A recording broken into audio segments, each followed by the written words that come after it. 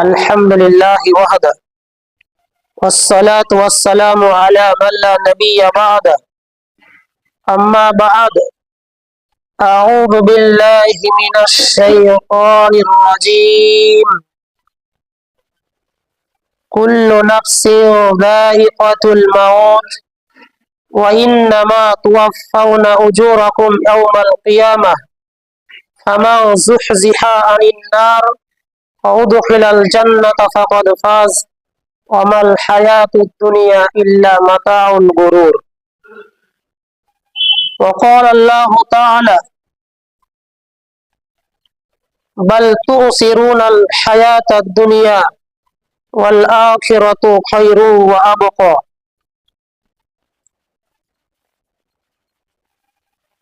عن أبي هريرة رضي الله عنه قال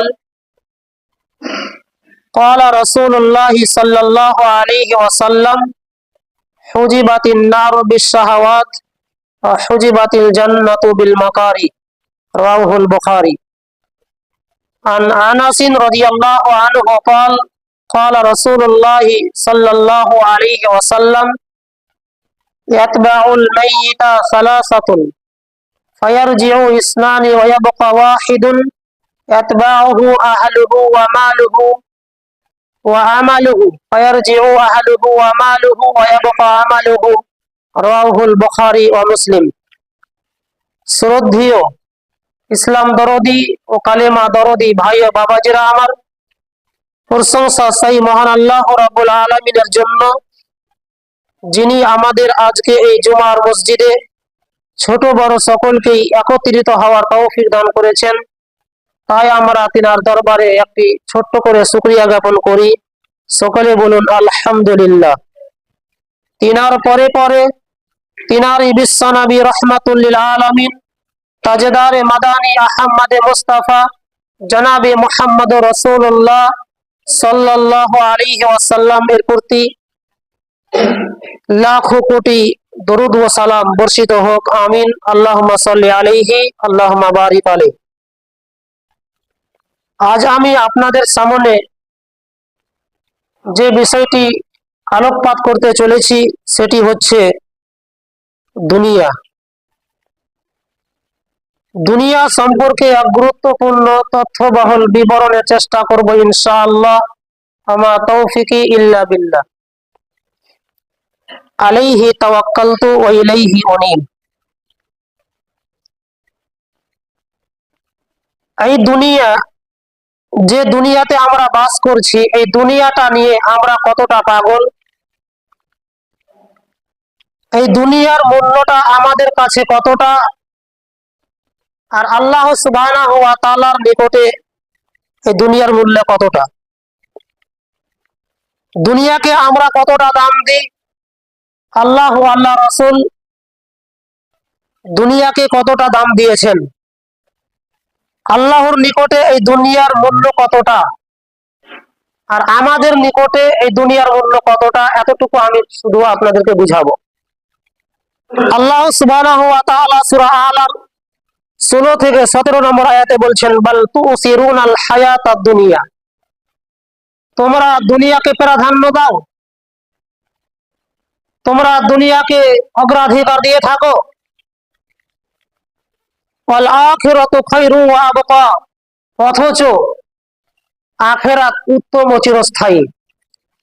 অত্র আয়াতের বিবরণে বোঝা যায় যে যে দুনিয়াটাকে আমরা আঁকড়ে ধরেছি, যে দুনিয়াটাকে আমরা লাভ করার জন্য, হাসিল করার জন্য প্রতিযোগিতা করছি, এই দুনিয়া একটা ধোঁকা, এই দুনিয়া একটা ক্ষণস্থায়ী দুনিয়া, এই দুনিয়া একটা মরীচিকা, এই দুনিয়াকে ছেড়ে একদিন পরকাল গমন করতে হবে। ওই ব্যাপারে আল্লাহ সুবহানাহু ওয়া তাআলা বলছেন ওয়াল আখিরাতু খায়রু ওয়া আবকা, তোমরা দুনিয়াকে প্রাধান্য দিচ্ছ অথচ আখিরাত উত্তম ও চিরস্থায়ী।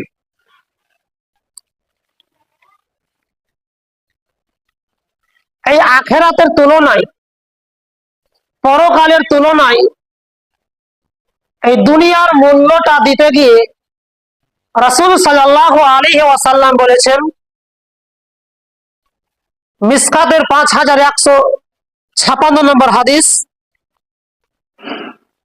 মুস্তাওরিদ ইবনে সাদ্দাদ রাদিয়াল্লাহু তাআলা আনহু বলেন যে আমি আল্লাহ রাসূলকে বলতে শুনেছি, ওয়াল্লাহি মাদ-দুনিয়া ফিল আখিরাহ, আল্লাহর কসম, পরকালের তুলনায় দুনিয়ার উদাহরণ হচ্ছে ইল্লা মিসলা মা ইয়াজআলু আহাদুকুম ইসবাহু ফালিয়ানজুর ইসবাহু ফালিয়ানজুর বিমা ইয়ারজি। রাসূল সাল্লাল্লাহু আলাইহি ওয়াসাল্লাম পরকালের তুলনায় দুনিয়ার উদাহরণ দিতে গিয়ে বলেছেন যে তোমাদের মধ্যে কোনো ব্যক্তি তার আঙুলটাকে সাগরের মধ্যে ডুবিয়ে দেখুক তার আঙুলটা কি পরিমাণ পানি নিয়ে আসলো। যেই পরিমাণ আঙুলে পানি নিয়ে আসবে এটা হচ্ছে দুনিয়া, আর সাগরে যতটা পানি থেকে যাবে এটা হচ্ছে আখিরাত। রাসূল সাল্লাল্লাহু আলাইহি সাল্লাম আখিরাত ও দুনিয়ার উদাহরণ দিতে গিয়ে এই কথা বললেন। তো আপনার কাছে আমার প্রশ্ন, আপনি বলেন যে আঙুল যে আপনি ডুবাবেন, আঙুলে আপনার কতটা পানি উঠাবে? এক গিলাস, এক বোতল, এক বালতি?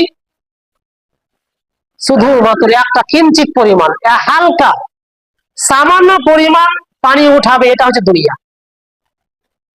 দুনিয়া।